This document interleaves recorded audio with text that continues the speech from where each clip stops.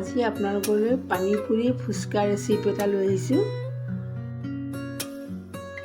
ফুচকা বনাবলৈ এইকেইটা সামগ্ৰী লাগিব: চুজি, তেতেলী, আটা, ময়দা, বইল আলু, মান ধনিয়া পাত দুটামান, পদিনাৰ চাটনি এখন, মই আদা, টেঙা আৰু জলকীয়া দি পিচি লৈছোঁ, নিমখ, ধনিয়া গুড়ি আৰু চিলি ফ্লেক্স লৈছোঁ, শুকান জলকীয়া গুড়ি কৰি লৈছোঁ। এতিয়া মই এইটো কাপেৰে 1 কাপ চুজি লৈছোঁ,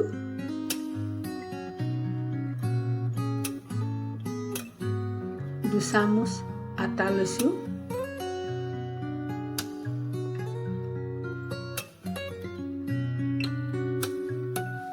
আৰু 2 চামুচ ময়দা লৈছোঁ।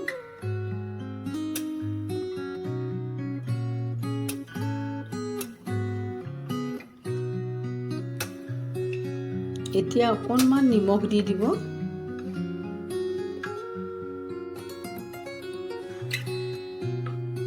চামুচখনেৰে ভালকৈ মিলাই ল'ব।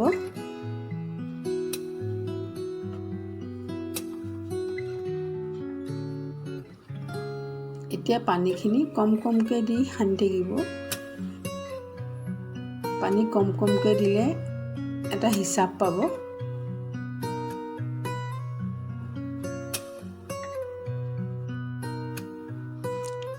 লাডুটো টানো হ'ব নালাগে, বৰ কোমলো হ'ব নালাগে, এটা জোখত বনাব।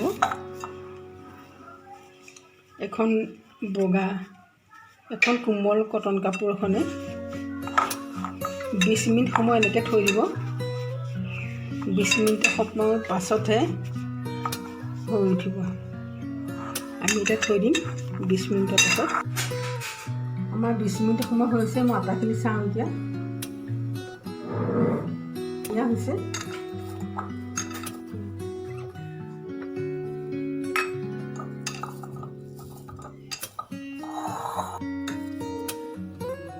হাততে অকণমান তেল সানি লৈ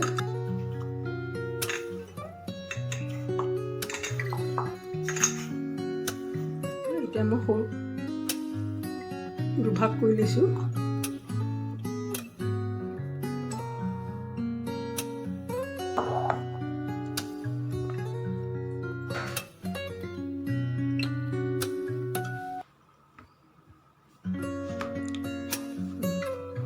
ৰুটিখন বেলোতে অকণমান তেল লগাই ল'ব। শুকান গুড়ি বেলোতে নলগাব। ৰুটিখন ডাঠো হ'ব নালাগে, পাতলো হ'ব নালাগে।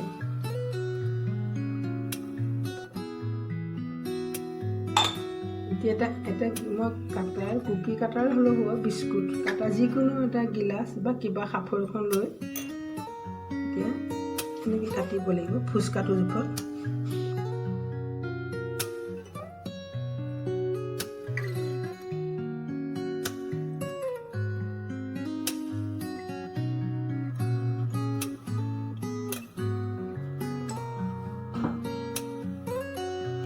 সৰু সৰু গুটি কৰি এনেকৈ বেলি ল'লেও হ'ব।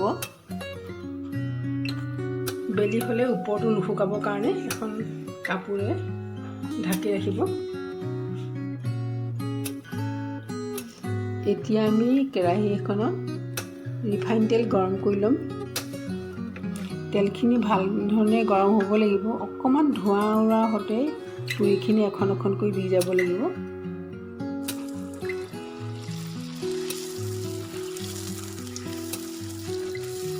পুৰিখন তেলত দিওঁতে হেতাখনেৰে অকণমান হেঁচি হেঁচি দিব, তেতিয়া ফুলি উঠিব।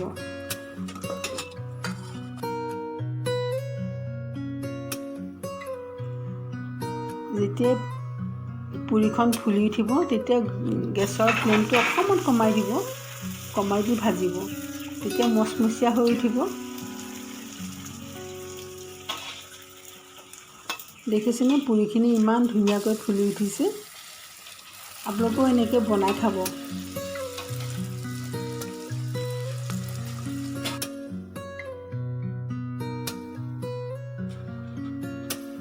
পুৰিখিনি মোৰ বনাই হৈ গ'ল।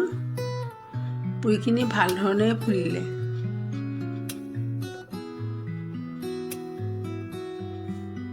এতিয়া আমি ফুচকাৰ লগত খোৱা পানীখিনি বনাম। তেতেলীখিনি মই গৰম পানীত তিয়াই থৈছিলোঁ। এতিয়া এগিলাচ পানী দি তেতেলীখিনি 2 চামুচ তেতেলী দিছোঁ। টেঙাটো নিজৰ জোখতে দিব। টেঙা বেছি খালে অকণমান বেছিকৈ দি ল'ব। এতিয়া ধনিয়া চামুচ দিছোঁ। ধনিয়াখিনি মই ঘৰতে গুড়ি কৰি লৈছোঁ। ক'লা নিমখ আধা চামুচ দিছোঁ।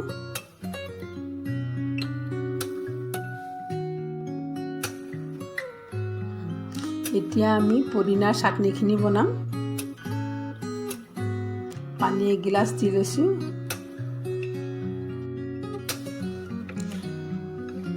এতিয়া পদিনা চাটনি 2 চামুচ দি দিম।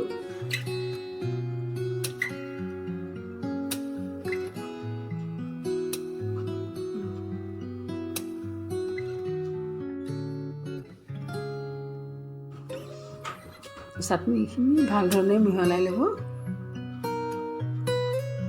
এতিয়া ক'লা নিমখ আধা চামুচ দি দিব। এতিয়া আমি আলুখিনি ভাল ধৰণে পিটিকা কৰি লওঁ। তাতে জলকীয়া অকণমান, মান ধনিয়া পাত অকণমান, নিমখ অকণমান,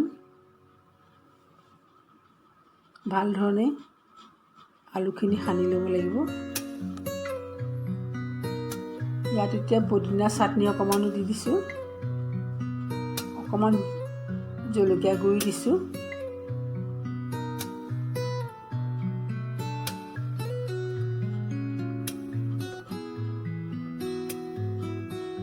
ভাল ধৰণে এইখিনি সানি ল'ব। এতিয়া মই পদিনা চাটনিত অলপমান নেমু চেপি দিছোঁ। তাতে অকণমান ধনিয়াও দি ল'ব। পানীখিনি সোৱাদ হোৱাকৈ বনাই ল'ব। মই এনেধৰণে বনাইছোঁ। মছলাখিনি সলায়ো দিব পাৰে। আপুনি জিৰা গুড়িও দিব পাৰে, জালুকৰ গুড়ি দিব পাৰে। এতিয়া আমাৰ আটাইকেইটা আইটেম বনাই হৈ গৈছে।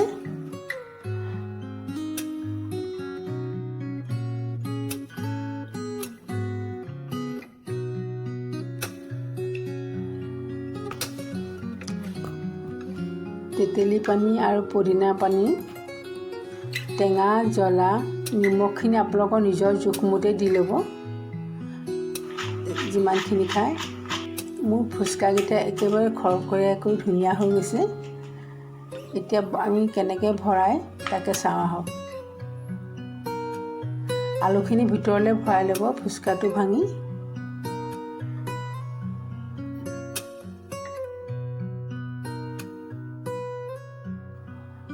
মই এখন প্লেটত ফুচকাকেইটা সজাই লৈছোঁ। এতিয়া তাত ফুচকাটো ভাঙি আলুখিনি ভৰাই যাম।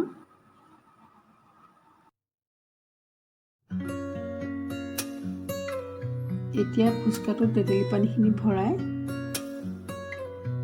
ধুনীয়াকৈ খাব পৰা হ'ব। গতিকে ভৰাই ল'ব।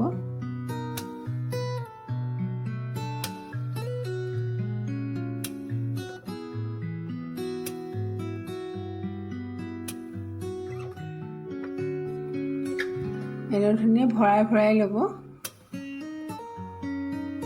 তেতেলী পানীখিনি ভৰাই ল'ব আৰু পদিনা পানীখিনি ভৰাই ল'ব।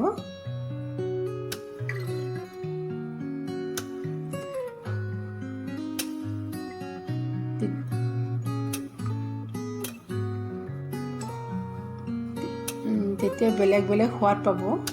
এটা পদিনাৰ সোৱাদো ল'ব আৰু তেতেলীৰ সোৱাদো ল'ব।